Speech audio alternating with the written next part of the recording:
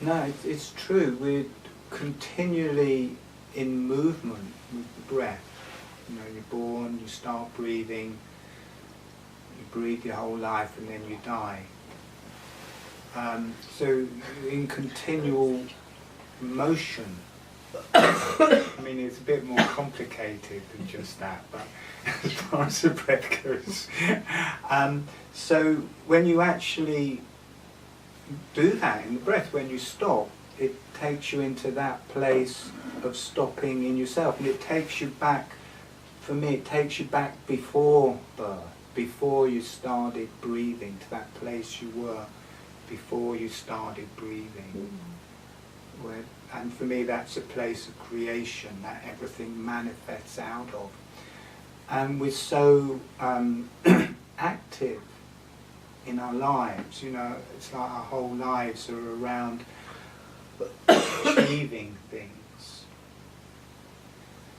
And again, which also relates much more to do with the in-breath. The in-breath is an activity. The muscles are contracting, even though it's an expansion. For that expansion, the muscles contract and the lungs and chest expands.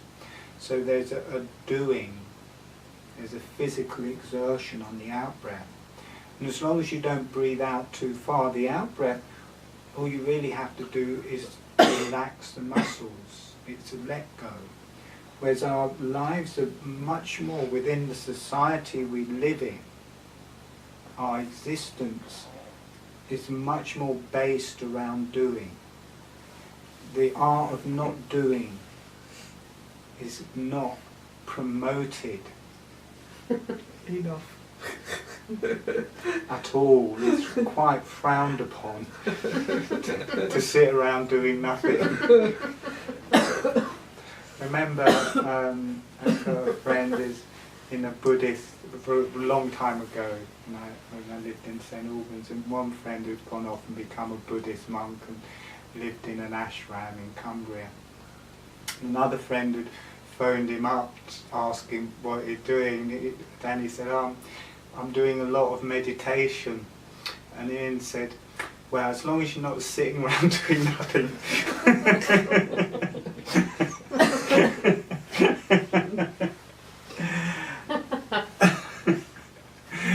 And I kind of looked into this thing about the default. People naturally are focused on the in-breath, which is this doing. And it's built into the fabric of our society. But what I also realized, when you do allow the out-breath, you drop in the body, it becomes dark, and for me it's a place like earth. Who felt it as connecting deeper to the earth? Mm-hmm. And the earth within themselves, and there was a solidness to it. And what occurred to me was that when this receiving, you know, we're going out to get a nice house, a nice car, a nice girlfriend, whatever, or just to be seen as doing or accomplishing or whatever we're meant to be doing to look good and be okay in our lives. What we're taking from is the earth. All of that. Your house is made from the earth. The electricity is made from burning fuel or whatever from the earth. Our bodies are made from the earth. So everything we're receiving in a manifest physical form is made of the body of the earth. So we're taking from the earth. And it occurred to me,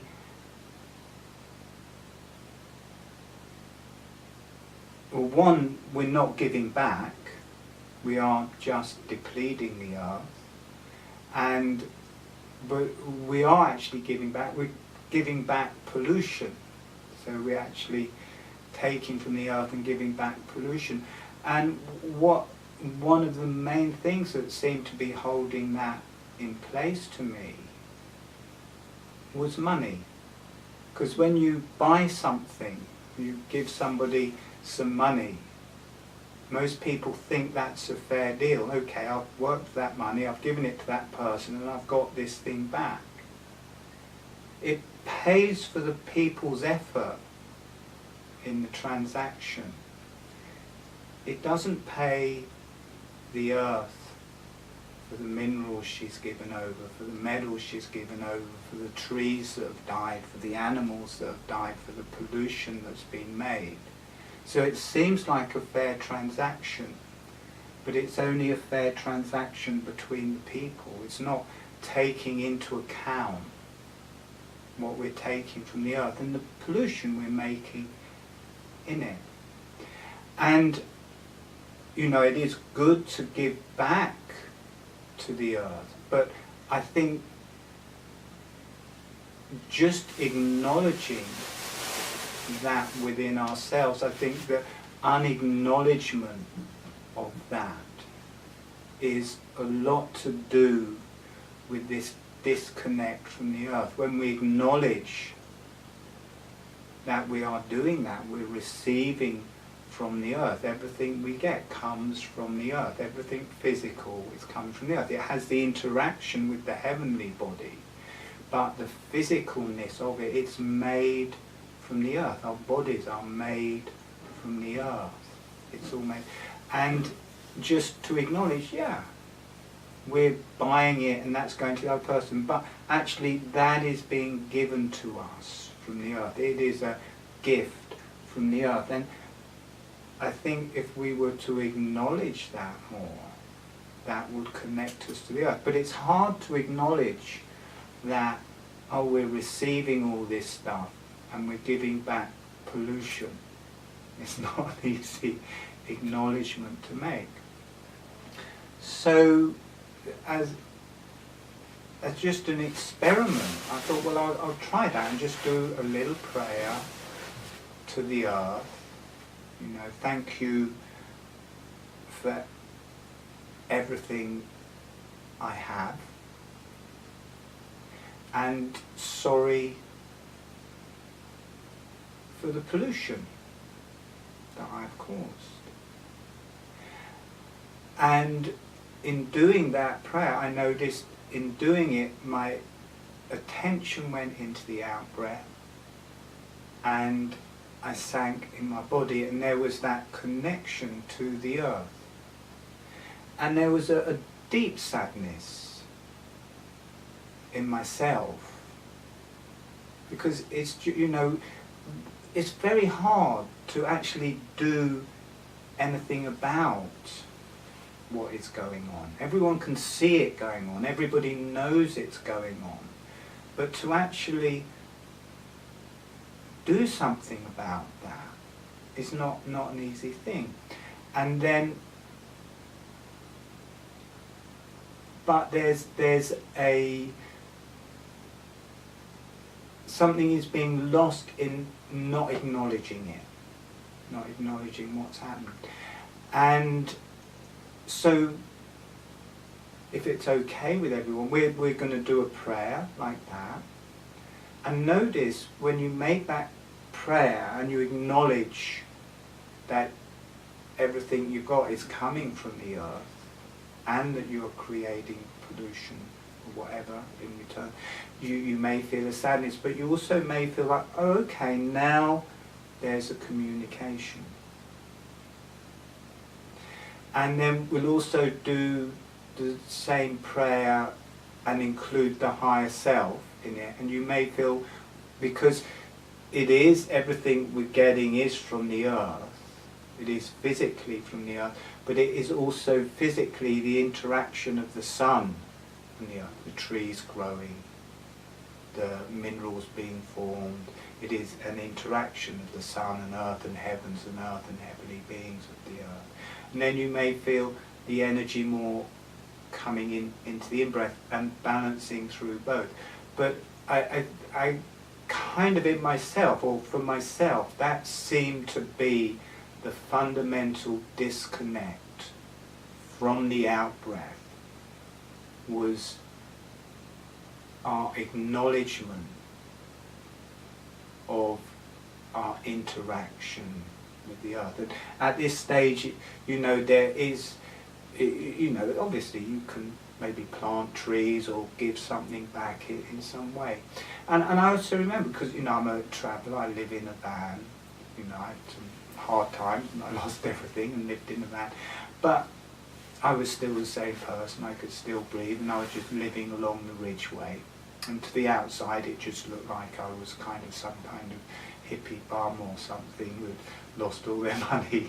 But I'd go to sleep in the woods and in these different places, and I'd feel great. And when I put my head down, because you're quite vulnerable, because there can be people come along, or there can be hair coursers can come along, or the police can come along, whatever, I would make a prayer to the earth, saying, thank you for this place for me to sleep, thank you. And the energy would come up from the earth and be, you're welcome. You are just as much, this land may be owned by someone else or the National Trust or whoever, but you are just as much, just as you should get just as much benefit from it as anybody else. Nobody can actually own the earth. Within our society, it's like we've taken bits of the earth and say, we own this. Nobody asked the earth.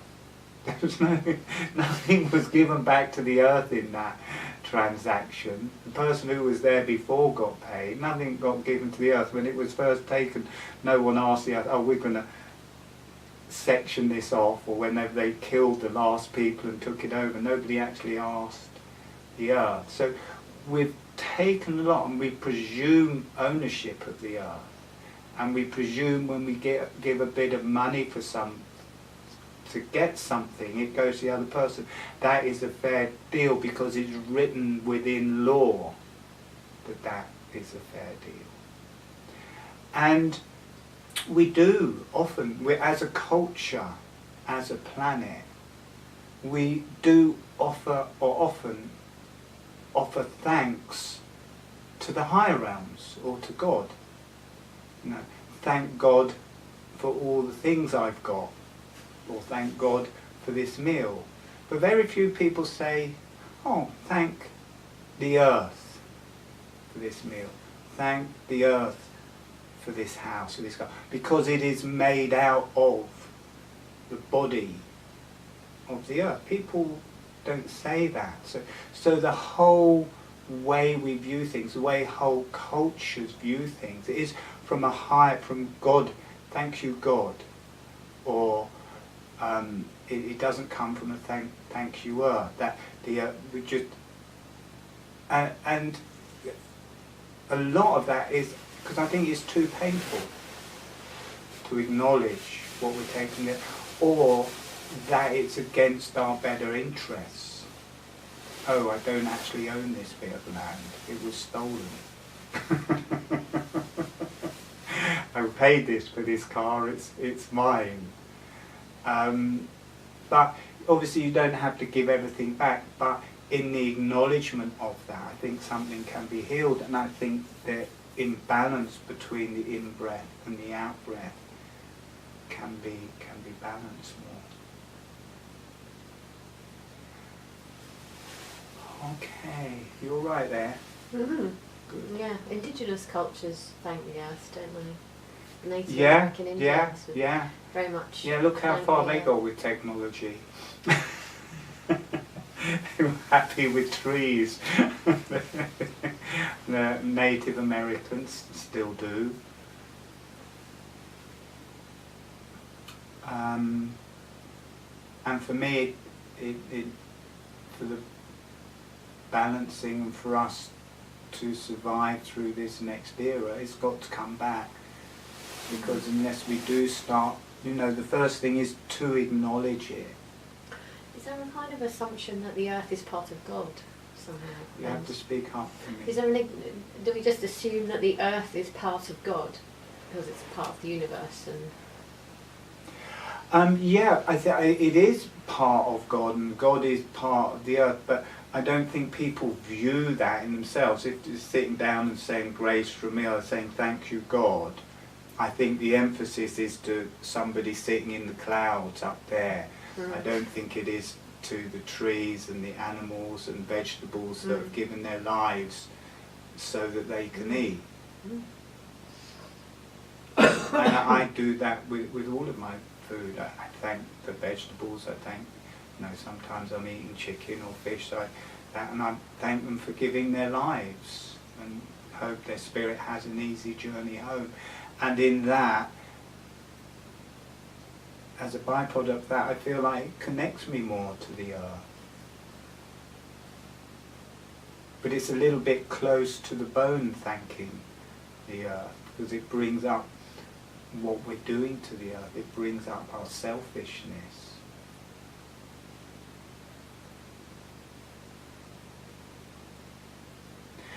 Okay, well, let's just try that, see what happens as a meditation.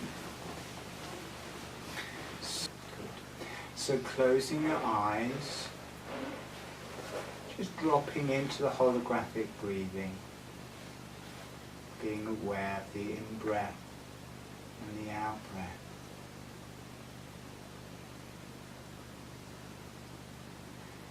And saying thank you to the earth for everything you have, everything physical you have, including your bodies. They're made out of the body of Earth herself. And notice when you say that, if you feel your energies dropping in your body, if you become more aware of the out-breath and this sinking deeper energy in your body.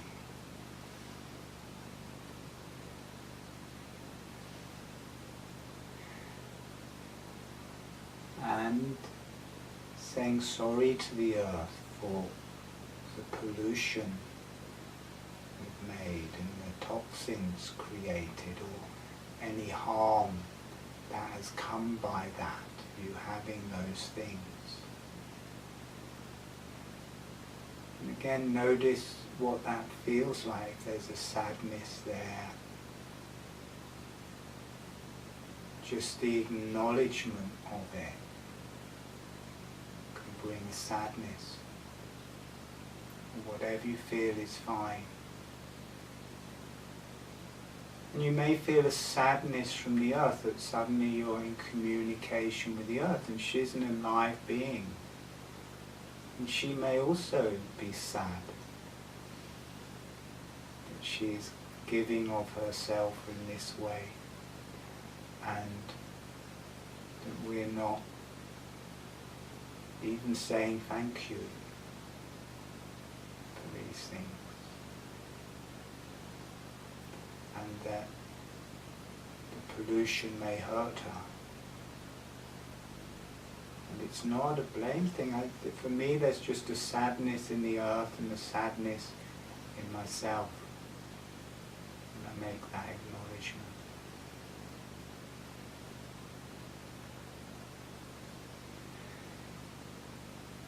And then, giving the same prayer, but to the earth and the higher self. Thank you for these things I have, and for my body, my spirit, my life. To the earth and the higher self. And you may feel the energy rises in yourself, because all of those things are made of both and connected to both.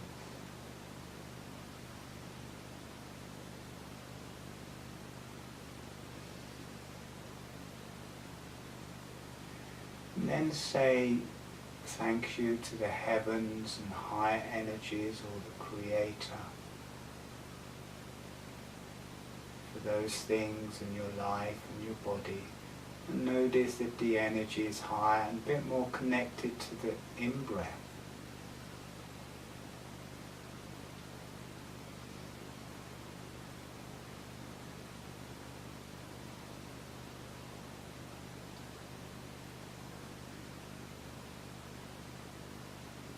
And that just in the acknowledgement, something can be healed. In the acknowledgement, you can reconnect to the earth. In the acknowledgement, you can start the communication with the earth, because that is one of the main losses, is that we stop communicating with the earth. That somehow in that acknowledgement, it frees you up to be in communication with the earth.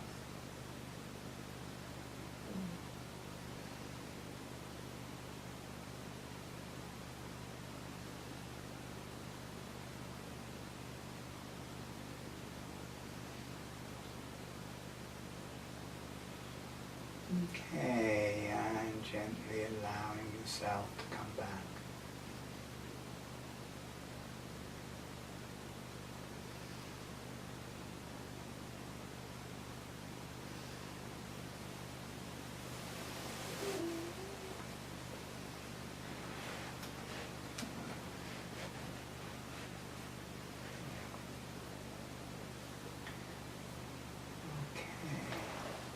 So we'll just have a 5-minute break. So Lisa mentioned something. When I said I was sleeping out in the wilds, I wasn't just on the floor, I was in my van. It wasn't just me in the elements, I did have a van to protect me. How did people find that meditation? Did you feel when you were saying it to the earth, it would connect, you were dropping in the body, connecting more? Do you feel like you're connecting more with the out-breath in that? I found it really profound, and I did connect. I feel like I've connected to something that I've disconnected with, and I do feel very sad. There's a sadness yeah. there, really. Just see, I think the disconnect isn't so much that we're doing all this shit. I think the disconnect is that we're not acknowledging it to ourselves and acknowledging it to the earth. And then when you do that there is that communication. The real kind of injury is that in doing it all, we disconnect from the earth, and we don't have to, we think we've got to somehow make it all better before we can connect to the earth, but we can just connect. We can just say, this is real, thank you for this, and sorry for what I've done. And in that acknowledgement, suddenly there is that communication. A bit like the Ho'oponopono thing. The what? Ho'oponopono? What's that?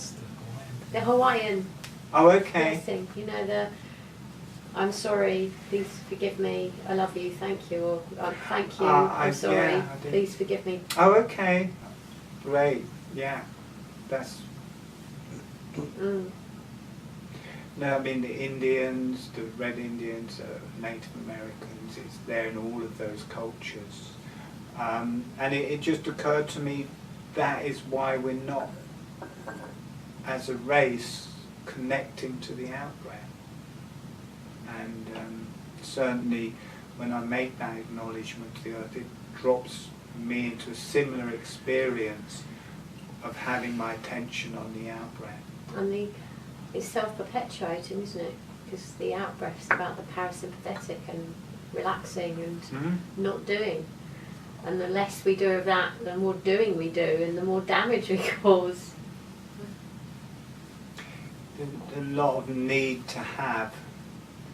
You know, people want bigger, better, faster, more Coming from luxurious. anxiety, isn't it? And it's a good training living in a van, to be honest, and having very little, because you don't feel like you've lost out. I really like the experience of being in nature, just sitting on the floor, cooking on a camp stove. I like that experience, that kind of fulfilling to me. And the Kundalini experience I had, I don't detach it. It happened in that time when I was, and where, you know, now I'm still in my van, but in a community and also on a bit of someone's land. But that Kundalini experience dwindles away when I'm in those places. But if I go up on the ridgeway or on open land where no one's around, just with nature, that experience just starts kicking into full swing again. So we're missing a lot. We're missing a lot by owning the land. And it means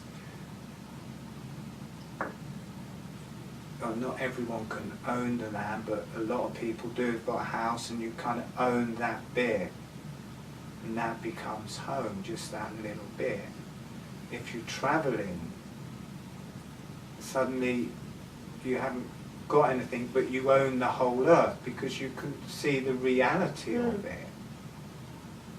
That, and for me it changes the earth energies. When you put a perimeter around something, it in some ways it doesn't affect the earth's energy, but in a lot of ways it confines it to that place and working with the people in that place.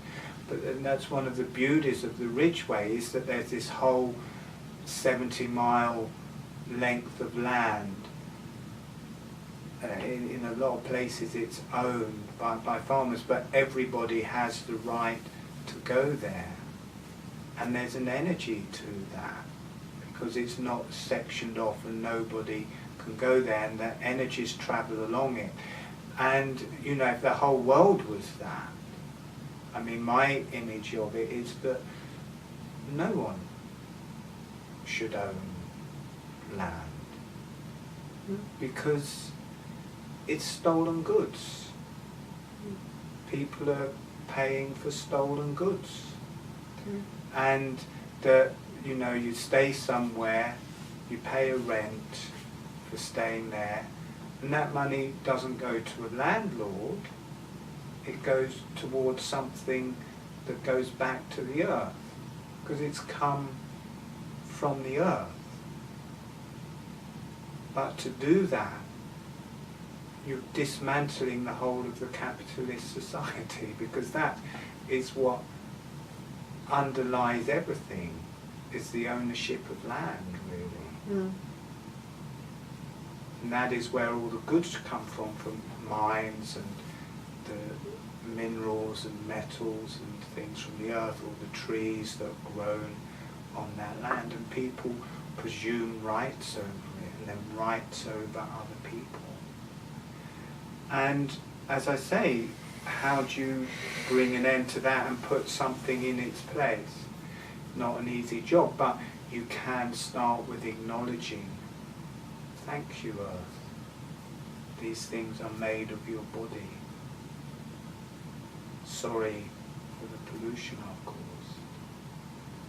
And it's not like I've done a terrible thing, it's just telling the truth.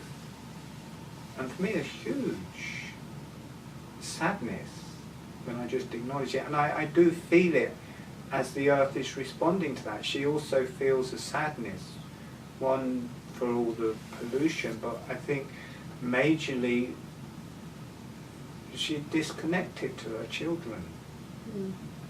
And I think that is massively connected with the out-breath. I think the out-breath is all relationship. I think that's why the default is to be aware of the in-breath. And we're very easy with thank you God, because it's a bit disassociated with what we've done to get the stuff.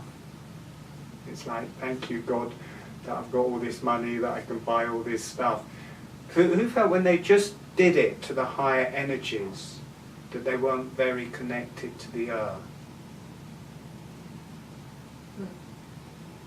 Not so much for some people a bit. I don't remember, to be honest. Pardon? I don't remember. I don't remember it, okay. So anyway, so with the in and the out breath, we're working with both of those energies. We've spent a while connecting to the out breath and the qualities of the out breath, so there's somewhere for the in breath to arrive. And now we're going to do both. We're going to become aware of the out breath and the space in the out breath, then become aware of the in breath and the space in the in breath.